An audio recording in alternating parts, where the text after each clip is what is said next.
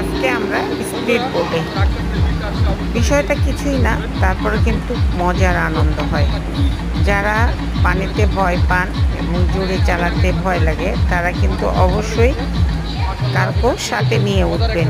এটা হলো আমরা চুয়াডাঙ্গায় ফ্যান্টাস্টিক কিংডমে একটা ছোট্ট পরিসরে আর এইরকম একটা অনুষ্ঠান করেছে। আর সেখানকার কিছু অংশ আপনাদের সাথে শেয়ার করলাম। আশা করি ভালো লেগেছে।